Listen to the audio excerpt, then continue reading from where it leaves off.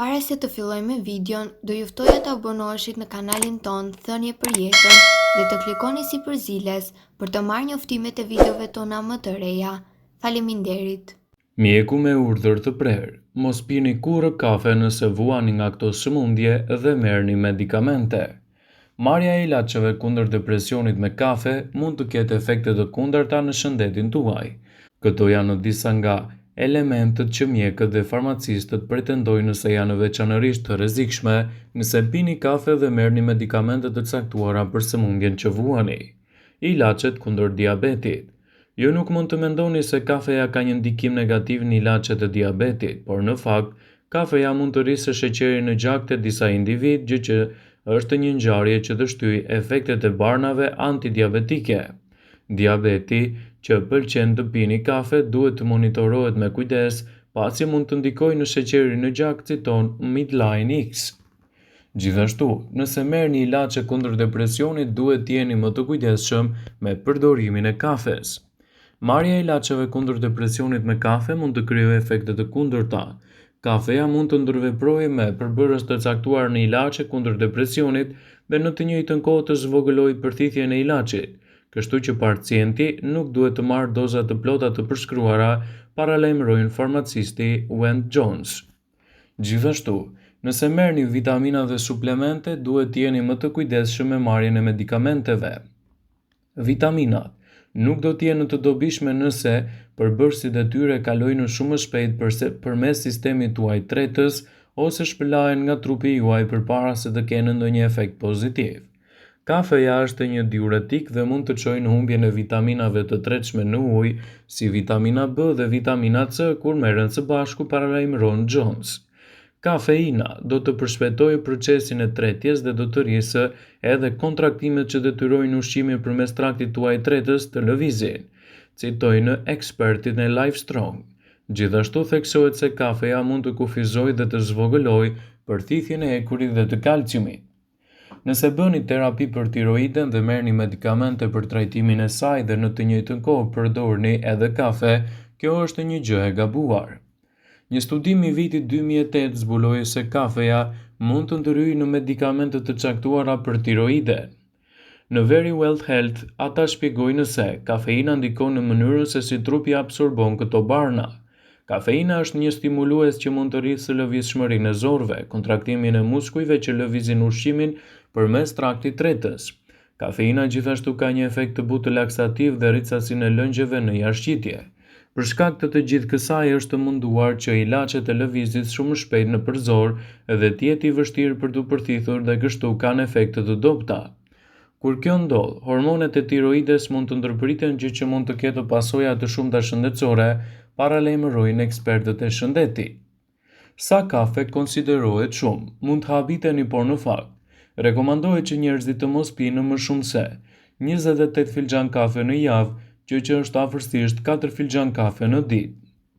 Megjithatë, konsumi shumë i madh i kafes mund të ketë efekte negative në shëndet, veçanërisht tek jetëgjatësia. Sipas Health.com do të rendisim disa nga shenjat kryesore që jep trupi juaj kur keni marrë kafe përmes sistemit tuaj edhe ai ka një tepritës të madhe.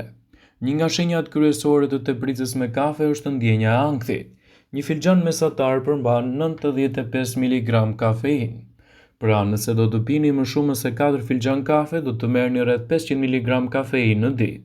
Një studim në Journal of Pharmacology raportoi se konsumi i kafes në këtë masë mund të shkaktojë nivele të larta të stresit, ankthit, madje dhe depresionit.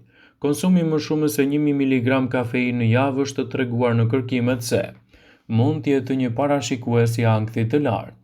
Ankthi dhe stresi janë gjërat që duhet të trajtohen nga një profesionist mjekësor, dhe për ta bërë këtë është e rëndësishme të vlerësohet gjithashtu marrja e kafeinës dhe diskutohet ndryshimi i mundshëm i zakoneve në këtë drejtim. Vështirësia për të fjetur.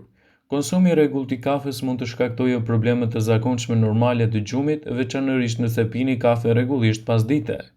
Një studim i 197 nxënësve të shkollave të mesme zbuloi se ata që marrin më shumë kafeinë zgjoheshin më herët dhe ishin më të përgjumur gjatë ditës, krahasuar me grupin që gëlltisnin më pak kafeinë. Edhe pse pirja e rregullt e kafes ka shumë përfitime shëndetësore, rekomandohet të mos e mbash atë në minimum marrjen e përditshme të kafes në mëngjes për të pasur një gjumë më të mirë të natës. Rrahje të përshpejtuara të zemrës.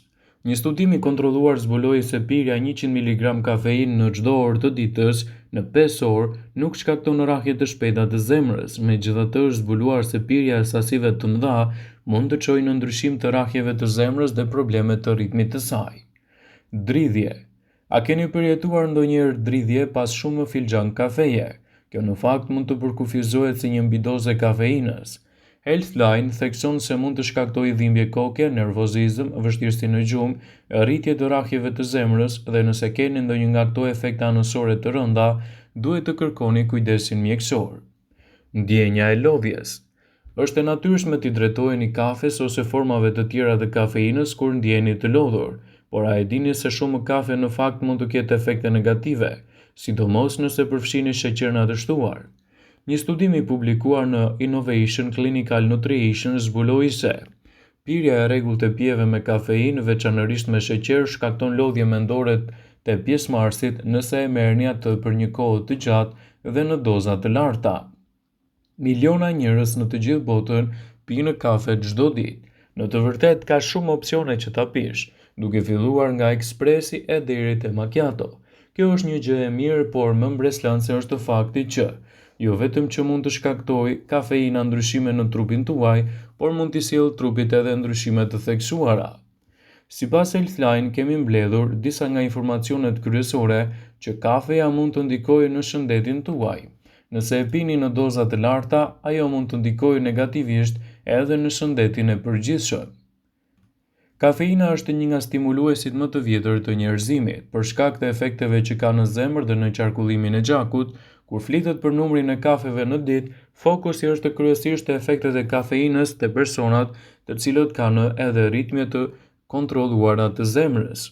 Nëse gëzoni shëndet të mirë, 4 deri në 5 kafe në ditë të shpërndara në orare të ndryshme mund të jenë të tolerueshme, por jo për një kohë të gjatë. Njerëzit me probleme të tensionit të lartë ose me presion të gjakut mund të pinë gjithashtu kafe, por jo në të njëjtën sasi.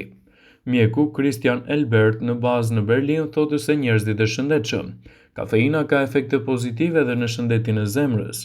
3 studime kanë treguar se ka një përfitim në funksionin e zemrës kur e pini kafe në periudha të shkurtra kohore dhe gjithashtu në sasi të vogla.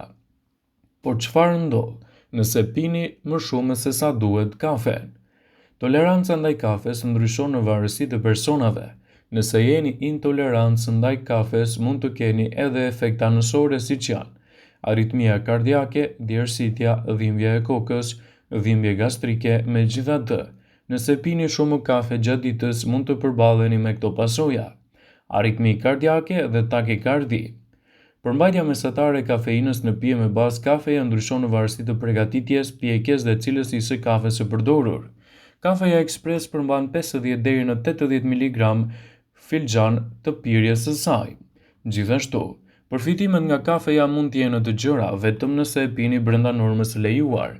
Ajo do të lehtësojë tretjen, do të stimulojë metabolizmin, do të rrisë përqendrimin, do të stimulojë prodhimin e serotoninës dhe dopaminës. Rrit performancën sportive dhe atë të palestrës. Fal antioksidantëve mund të ndihmojë në shëndetin e zemrës dhe të parandalojë gjithashtu disa probleme kronike. Ekspertët këshillojnë që kafen ta pini gjithmonë brenda dozave të lejuara. Përdorimi i tepërt i kafes mund të shkaktojë gjithashtu edhe probleme me tensionin. Kafeja mund të shkaktojë rritje të presionit të përkohshëm, pasi venat ngushtohen dhe zemra punon më fort.